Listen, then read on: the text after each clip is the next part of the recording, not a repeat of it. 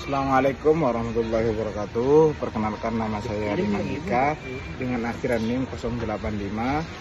Saya di sini mengerjakan tugas pemerintahan daerah, mata kuliah pemerintahan daerah kelas F. Tugas dari Bapak Helmi Dunia atau Pak Boy. Di sini saya akan buat video tentang hubungan pemerintah pusat, provinsi, kabupaten atau kota dan desa. Dasar hukumnya UUD 1945 pasal 18, 18A, 18B menjamin adanya otonomi daerah dan pembagian kewenangan. Yang kedua, Undang-Undang Nomor 23 Tahun 2014 mengatur susunan hubungan dan pembagian urusan antara pusat dan daerah.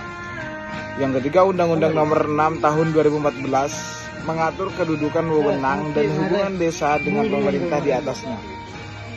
Asas utama desentralisasi, dekonsentrasi, dan tugas pembantuan. Kedudukan, peran, dan hubungan antar tingkatan. Pemerintah pusat, kedudukannya pemerintah tingkat tertinggi dalam NKRI. Mempunyai wewenang mengatur urusan mutlak negara, mulai dari pertahanan, keamanan, moneter, politik luar negeri, dan justisi. Hubungannya memberikan kebijakan nasional, membina, mengawasi, dan memberikan dana perimbangan ke daerah. Selanjutnya, pemerintah provinsi. Kedudukan dari pemerintah provinsi itu daerah otonom sekaligus perwakilan pemerintah pusat di wilayahnya.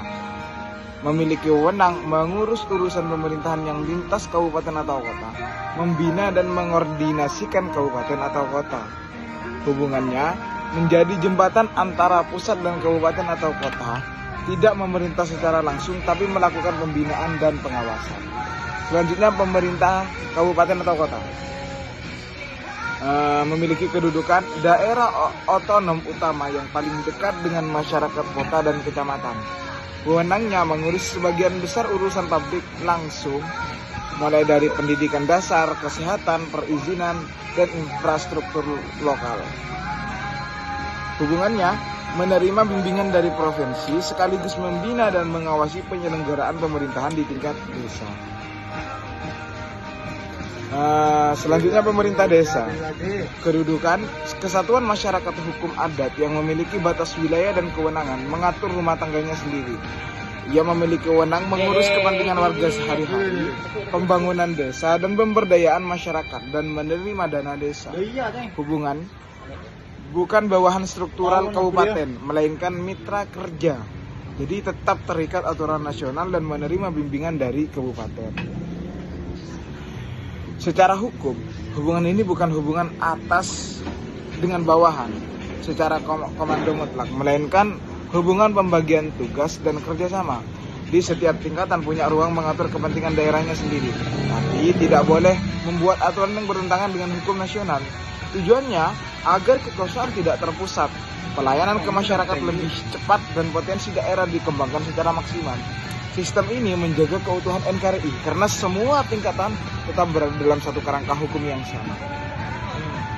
Sistem ini sangat tepat secara teori, memberikan ruang bagi daerah berkreasi dan memajukan wilayahnya sendiri. Tapi ada beberapa kendala di lapangan. Yang pertama, masih ada nuansa sentralisasi, di mana aturan pusat kadang terlalu kaku sehingga daerah sulit berinovasi. Yang kedua, kesenjangan kemampuan, di mana daerah kaya bisa berjalan lancar, daerah miskin sering terhambat dana dan sumber daya.